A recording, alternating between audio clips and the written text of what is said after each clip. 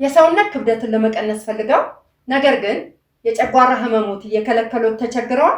ብዙውን ጊዜ ክብደትን ለመቀነስ የሚመከሩት እንደ ሎሚ፣ ዝንጅብል ወይም አፕል ሳይደር ቪንገር ያሉ መጠጦች የጨጓራን ግድግዳ በመብላት ህመምን ያባብሳሉ። በሆዳችን ዙሪያ ስብ ሲከማች ጨጓራችን ላይ ከፍተኛ ጫና ስለሚፈጠር አሲድ ወደ ላይ እንዲመለስና የማቃጠል ህመም ስሜት እንዲባባስ ያደርጋል። በሌላ በኩል ደግሞ የጨጓራ ቃጠሎን ለማስታገስ ስንል ብቻ በተደጋጋሚ መብላታችን ለተጨማሪ ውፍረት ይዳርገናል። ስለዚህ ዛሬ የምናዘጋጀው መጠጥ ውፍረትን ብቻ ሳይሆን ይህንን ስብ በከፍተኛ ሁኔታ የሚያቀልጥ ድንቅ የቤት ውስጥ መጠጥ አሰራር ይዤላችሁ መጥቻለሁ። ቪዲዮውን ላይክ በማድረግ ጀምሩ። ሰላም ጤና ይስጥልኝ። እንደምን አላችሁ? አዳነች መሃሉ ነኝ፣ የመድኃኒት ባለሙያና የህብረተሰብ ጤና ሳይንስ ባለሙያ። ቤተ ጤና በአዳነች መሃሉ። በመጀመሪያ የምናየው የሰውነት ውፍረት መጨመርንና የጨጓራ ህመምን ነው። እነዚህ ሁለቱ እርስ በርሳቸው ጥብቅ የሆነ ግንኙነት አላቸው። ብዙ ጊዜ ሰዎች የጨጓራ ህመምን የምግብ አለመስማማት ብቻ አድርገው ያስቡት። ነገር ግን ከመጠን በላይ ውፍረት የጨጓራ ህመምን ሊያባብስ እንዲሁም የጨጓራ ህመም ተገቢ ባልሆነ የአመጋገብ ልምድ ምክንያት ለውፍረት ሊዳርግ ይችላል። ይህንን ግንኙነት የሚከተሉትን 3 ዋና ዋና ነጥቦች በማገናኘት ዝርዝሩን ነግራቸዋለሁ። አንደኛው የሆድ አካባቢ ስብ መጨመርና የአሲድ ወደ ላይ መመለስ። በዚህ ጊዜ በሰውነት ላይ በተለይ በሆድ አካባቢ ስብ በሚበዛበት ጊዜ በሆድ ዕቃ ውስጥ ያለው ግፊት ይጨምራል። ይህ ግፊት ደግሞ የጨጓራችንን የላይኛውን በር ወይም ቫልቭ እንዲላላ ያደርገዋል። ውጤቱ ደግሞ ቫልቭ ሲላላ የጨጓራ አሲድ ወደ ላይ ወይም ወደ ጎሮሮ ይመለሳል። ይህ ደግሞ አሲድ ሪፍሌክስ ይባላል። የቃጠሎ፣ የጎምዛዛ ጣዕም እና የጨጓራ መቆጣትን ያመጣል። ስለዚህ ክብደት መቀነስ በቀጥታ የጨጓራ ጫናን ይቀንሳል ማለት ነው። ሁለተኛው የጨጓራን ህመም ለማስታገስ መብላትና ውፍረት ነው የምናየው።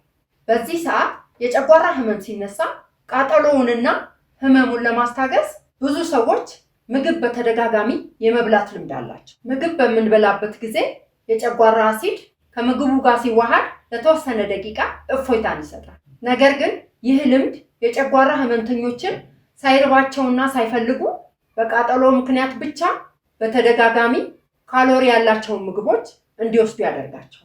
ይህ ለረጅም ጊዜ ሲቀጥል ሳያውቁት ለከፍተኛ ውፍረትና ለስብ ክምችት ይዳረጋል። ሶስተኛው የጨጓራ መድኃኒቶችና የክብደት መጨመርን ነው የምናየው።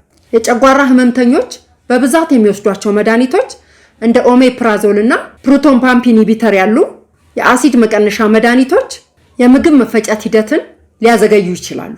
የዚህ ውጤት ደግሞ የምግብ መፈጨት ሲዘገይና በሆድ ውስጥ ያለው አሲድ ሲቀንስ የሰውነት ስብን የማቃጠል ፍጥነት ወይም ሜታቦሊዝም ሊቀንስ ይችላል። ይህም በተዘዋዋሪ ክብደት በቀላሉ ለመቀነስ አስቸጋሪ እንዲሆን ያደርገዋል። ጨጓራና ውፍረትን አገናኝተን የተወሰነ አይተናል። አሁን ደግሞ የምናዘጋጀውን መጠጥ የእያንዳንዱን ግብአቶች ዝርዝር እናያለን። ይህንን መጠጥ ለማዘጋጀት የምንጠቀምባቸው ግብአቶች ለጨጓራ ተስማሚ መሆናቸው በሳይንስ የተረጋገጠ ነው። አንደኛው አብሽ ወይም ፌኑግሪክ የምንለው ነው። የአብሽን ለጨጓራና ለክብደት መቀነስ ያለውን ሳይንሳዊ ማብራሪያዎች ስናይ አብሽ በባህላዊም ሆነ በዘመናዊ ሳይንስ ለጨጓራ መስተካከልና ለሰውነት ክብደት ቁጥጥር እጅግ ከፍተኛ ስፍራ የሚሰጠው ተፈጥሯዊ ፍሬ ነው። ጥቅሞቹን በዝርዝር ስናያቸው በናሽናል ሴንተር ኦፍ ባዮቴክኖሎጂ ኢንፎርሜሽን ላይ በወጣው ጥናት እንደሚያሳየው በአብሽ ውስጥ ያለው በውሃ ውስጥ የሚሟሟ ፋይበር ወይም ጋላክቶማና የምንለው በሆድ ውስጥ የመለጠጥና የመሙላት ባህሪ ስላለው የምግብ ፍላጎትን በከፍተኛ ሁኔታ ይቀንሳል። ይህም የካሎሪ መውሰድን በመቀነስ ለክብደት መቀነስ ከፍተኛ እገዛን ያደርጋል። ሌላው ደግሞ የምግብ ፍላጎትን በከፍተኛ ሁኔታ መቀነስ ነው። አብሽ በውስጡ ጋላክቶማናን የተባለ በውሃ ውስጥ በሚገባ የሚሟሟ ከፍተኛ የፋይበር ይዘት አለው። ይህ ፋይበር በሆዳችን ውስጥ በሚገባበት ጊዜ ውሃን በመምጠጥ ይለጠጣል። ይህም ሁልጊዜ ሆድ የረካና የጠገበ እንዲመስል በማድረግ ሳያስፈልግ የሚመጣን የምግብ ፍላጎትና በተለይም የስኳርና የካርቦሃይድሬት ምግቦችን የመሻት ስሜት ሙሉ ለሙሉ ያጠፋል። ሌላው ደግሞ ስብ እንዳይከማች ያግዛል። በአብሽ ውስጥ ያለው የፋይበር ክምችት በምግብ ውስጥ ያሉ ቅባቶችና ስኳሮች በፍጥነት ወደ ደም ውስጥ እንዳይገቡና ወደ ስብነት እንዳይቀየሩ ፍጥነታቸውን ይቆጣጠራል። የአብሽ ለጨጓራ ህመም ያለውን ጥቅም ስናይ በፋይቶቴራፒ ሪሰርች ላይ የታተመ ክሊኒካዊ ጥናት እንደሚያረጋግጠው አብሽ የሚያመነጨው ተፈጥሯዊ ሙጫ መሰል ፈሳሽ የጨጓራን ግድግዳ ከአሲድ መሸርሸር በመጠበቅ ረገድ ልክ በገበያ ላይ እንደሚሸጡት የአሲድ ማስታገሻ መድኃኒቶች በተመሳሳይ ደረጃ የጨጓራ ቃጠሎን የመቀነስ ከፍተኛ አቅም አለው። ይህም አብሽ ለረጅም ሰዓት በውሃ ውስጥ ሲዘፈዘፍ ወይም ሲፈላ ሙሲሌጅ የተባለ ተፈጥሯዊ የደረቀ ሙጫ መሰል ፈሳሽ ያመነጫል። ይህ ፈሳሽ ወደ ጨጓራችን በሚወርድበት ጊዜ በጨጓራችን በውስጣዊ ግድግዳ ላይ እንደ መከላከያ ልብስ ሆኖ ይለጠፋል። ይህም ከፍተኛ የሆነ የጨጓራን አሲድ የጨጓራውን ግድግዳ እንዳያቆስለው የቃጠሎና የመቁረጥ ስሜት እንዳይፈጠር ይከላከላል። በተጨማሪም ይህ ተፈጥሯዊ ፈሳሽ የጨጓራ አሲድ ወደ ላይ ወደ ጉሮሮ የመመለስ እድሉን በእጅጉ ይቀንሳል። እንዲሁም የሆድ መጮህና መሸበርንም ያጠፋል። በጥናቱ መሰረት በአብሽ ውስጥ የሚገኙት አንቲኦክሲዳንቶች የጨጓራን ውስጣዊ ሽፋን ህዋሳት ከጥቃት ከመጠበቃቸውም በላይ በጨጓራ ላይ የሚከሰቱ መቆጣቶችንና መጠነኛ የቁስል ስሜቶችን የማከም ተፈጥሯዊ ኃይል አላቸው። ሁለተኛው ግብአታችን የከሙን ፍሬ ነው። ስለ ከሙን ፍሬ የሰውነት ክብደትን፣ የስብ ክምችትን እና የኢንሱሊን መጠንን የመቀነስ ብቃት በኮምፕሊመንተሪ ቴራፒስ ኢን ዘ ክሊኒካል ፕራክቲስ ላይ የወጣ ክሊኒካላዊ ጥናት እንደሚያሳየው የከሙን ፍሬ ዱቄትን አዘውትረው የወሰዱ ከመጠን በላይ ውፍረት ያለባቸው ሰዎች ላይ የሰውነት ክብደት BMI፣ የወገብና የሆድ ዙሪያ ስብ እንዲሁም የደም ውስጥ መጥፎ ኮሌስትሮልን ወይም LDLን በከፍተኛ ሁኔታ ቀንሷል። ለጨጓራና ለክብደት መቀነስ ያለውን ሳይንሳዊ ሚና ስናይ የከሙን ፍሬ በምግብ አሰራር ውስጥ ብቻ ሳይሆን የሰውነትን ሜታቦሊዝም በማፋጠን ስብን ለማቃጠልና የጨጓራን መስተካከል በከፍተኛ ሁኔታ ለመደገፍ በሳይንስ የተረጋገጠ ድንቅ ተፈጥሯዊ ግብዓት ነው። ጥቅሞቹን በዝርዝር ስናይ የመጀመሪያው ክብደት ለመቀነስ ነው። የከሙን ፍሬ በውስጡ ታይሞኪሎኖል የተባለ ንቁ ንጥረ ነገርን ይዟል። ይህ ንጥረ ነገር የሰውነትን ሜታቦሊዝም ወይም ካሎሪና ስብ የማቃጠል ስራን በከፍተኛ ሁኔታ ያፋጥናል። እንዲሁም የሆድ አካባቢ ስብንም ይቀንሳል። ሳይንሳዊ ጥናቶች እንደሚያሳዩት የከሙንን ፍሬ አዘውትሮ መውሰድ በሆድና በወገብ ዙሪያ የሚከማቸውን መርዛማ ስብ በቀላሉ ለማቅለጥና የሰውነትን የኢንሱሊን መጠን ለማስተካከል ይረዳል።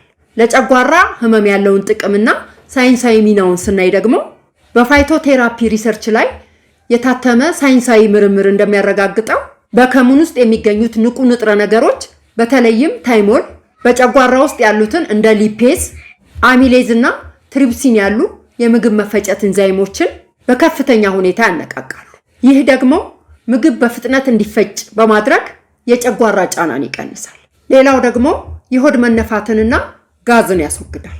በሚድል ኢስት ጆርናል ኦፍ ዳይጀስቲቭ ዲዚዝ ላይ የወጣው ጥናት እንደሚያሳየው የከሙን ፍሬ የሆድ መንፋትን፣ የሆድ ቁርጠትንና ጋዝን ጨጓራን ሳይነካና ሳያቆስል በፍጥነት የማስታገስ ከፍተኛ የሕክምና ባህሪ ያለው። ሌላው ደግሞ ክብደት ለመቀነስ ነው።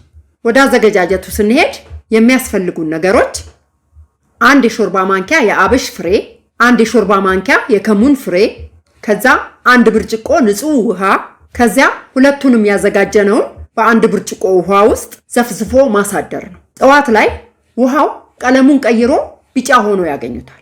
ከዛ ያንኑ ውሃ ለ5 ደቂቃ ያህል ለሰስ ባለ እሳት ማፍላት ነው። በመቀጠል ውሃውን ማጣራት ነው። ያዘጋጀነውን ውሃ ጣዕሙን ለማሻሻል ሩብ የሻይ ማንኪያ ማር መጠቀም ይቻላል። ጠዋት ላይ ለብ ያደረግነውን የአብሽና የከሙንን ውሃ በንጹህ ብርጭቆ ማዘጋጀት ነው። ፍሬውን ማኘክ ለምትችሉ ሰዎች ፍሬውን ማኘክ የበለጠ ውጤት ይሰጣል። አወሳሰዱን መጠኑንና የጊዜ ገደቡን ስናይ በቀን ምን ያህል እንጠጣ የሚለውን ስናይ በቀን 1 ብርጭቆ ብቻ በቂ ነው። መቼ እንጠጣው የሚለውን ደግሞ ስናይ ጠዋት በባዶ ሆድ ቁርስ ከመብላታችን ከ30 ደቂቃ በፊት መጠጣት ነው። እዚህ ጋር ላሳስባችሁ የምፈልገው ከመጠጣታችን በፊት ውህዱን ለብ አድርገን መጠጣት አለብን። በጣም የሞቀም በጣም የቀዘቀዘም ሳይሆን ለብ አድርገን መጠጣት አለብን። ይህ የጨጓራን አሲድ ቀኑን ሙሉ ለማስታገስና የምግብ ፍላጎትን ለመቀነስ ይረዳል። ለምን ያህል ጊዜ እንውሰደው የሚለውን ስናይ ይህንን መጠጥ ለተከታታይ ለ3 ሳምንታት መውሰድ ከፍተኛ ለውጥን ያሳያል። ከመድኃኒቶች ጋር ያለውን መስተጋብር ስናይ መደበኛ የጨጓራ መድኃኒቶችን የሚወስዱ ሰዎች ለምሳሌ እንደ ኦሜፕራዞል ያሉ መድኃኒቶችን የሚወስዱ ሰዎች ከመድኃኒቱ ጋር የ2 ሰዓት ልዩነት አድርጎ መጠጣትን ይመረጣል። የጎንዮሽ ጉዳቱንና ጥንቃቄውን ስናይ ይህ ውህድ ሙሉ ለሙሉ ተፈጥሯዊ ስለሆነ ምንም አይነት የጎንዮሽ ጉዳት የለውም። ነገር ግን አብሽ የሰውነትን ሙቀት የመጨመር ባህሪ ስላለው አንዳንድ ሰዎች ላይ መጠነኛ የሰውነት ሽታ ለውጥ ሊያመጣ ይችላል። እነማን መውሰድ የለባቸውም የሚለውን ስናይ ነፍሰ ጡር ወይም እርጉዝ እናቶች አብሽ ማህፀንን የማነቃቃት ባህሪ ስላለው መውሰድ የለባቸውም። እዚህ ጋር ላሳስባችሁ የምፈልገው ክብደትን በይበልጥ በፍጥነት ለመቀነስ ጎን ለጎን ቅባትና ስኳር ያለባቸውን ምግቦች መቀነስ ነው። በተጨማሪም ያዘጋጃችሁትን መጠጥ ሁልጊዜ ለብ ባለ ሁኔታ መጠጣት ነው። ምክንያቱም በጣም ቀዝቃዛ ወይም ሙቅ ከሆነ ጨጓራ ሊቀሰቅስ ይችላል። ውድ የቤተ ጤና ቻናል ቤተሰቦች የዛሬው ፕሮግራሜ ይህንን ይመስል ነበር። ዛሬ እንዳየነው የሰውነት ክብደት መቀነስና የጨጓራ ህመም እርስ በርስ በጥብቅ የተሳሰሩ ናቸው። የሆዳችን ስብ ጨጓራችንን ተጭኖ አሲድ እንዲፈስ ሲያደርገው፣ እኛ ደግሞ የጨጓራውን ቃጠሎ ለማስታገስ ስንል ብቻ በተደጋጋሚ መብላት ራሳችንን ለተጨማሪ ውፍረት እንዳርጋለን። ስለዚህ ዛሬ ያሳየኋችሁን ይህንን የአብሽና የከሙን ተአምራዊ መጠጥ ጠዋት በመውሰድ ይህንን አስከፊ ዑደት ለአንዴና ለመጨረሻ ጊዜ መስበር ትችላላችሁ። ከዚህ በፊት የሰራሁትን የቡናና የዝንጅብል መጠጥን አስታውሳችሁታል አይደል? ያ ውህድ ጨጓራ ለሌለባቸው ሰዎች ድንቅና ፈጣን መፍትሄ ቢሆንም የጨጓራ ህመም ላለባችሁ ግን ጨጓራችሁን ሊቀሰቅስ ስለሚችል ጥንቃቄ እንድታደርጉ ነግሬያችሁ ነበር። የዛሬውን መጠጥ እንድትጠቀሙ አጥብቄ መክራችኋለሁ። ይህንን መጠጥ በቤታችሁ ሞክራችሁ ያገኛችሁትን ለውጥ እንዲሁም ማንኛውንም ጥያቄ ወይም አስተያየት በኮመንት ላይ አስፍሩልኝ። እያንዳንዱን ጥያቄ መልሳለሁ። ቪዲዮ ጠቃሚ ሆኖ ካገኛችሁት ላይክ ማድረጋችሁንና በተመሳሳይ ችግር ለሚሰቃዩ ወዳጅ ዘመዶቻችሁ ሼር ማድረጋችሁን አትርሱ። ለቻናሌ አዲስ ከሆናችሁ ደግሞ ሰብስክራይብ በማድረግ የቻናሌ ቤተሰብ ይሁኑ። በሚቀጥለው ቪዲዮ በሌላ ጠቃሚ መረጃ እስከምንገናኝ ድረስ ጤናና ደስታ ለእናንተ ይሁን። አመሰግናለሁ። ቻው።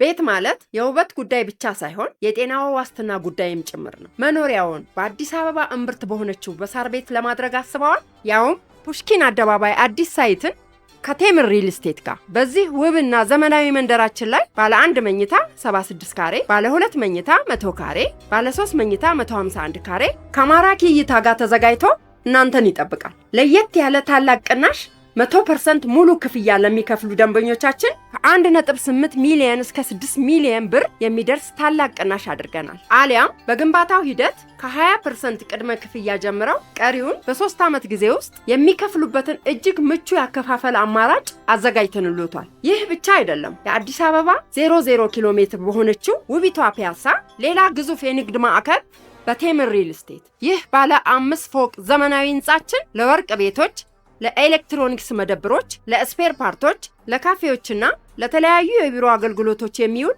ሰፋፊ ሱቆችን ከበቂ መኪና ማቆሚያ ጋር ይዞ ቀርቧል። በ18 ወራት ውስጥ የሚረከቧቸውን እነዚህን የንግድ ሱቆች እና የመኖሪያ አፓርትመንቶች በፍጥነት ይሸምቱ። ታዲያ ምን ይጠብቃሉ? የዚህ ውብ ህይወት ተቋዳሽ ለመሆን አሁኑኑ ከታች ባለው ስልኮች ይደውሉልን። ቴምር ሪል ስቴት የህልሞ ማረፊያ።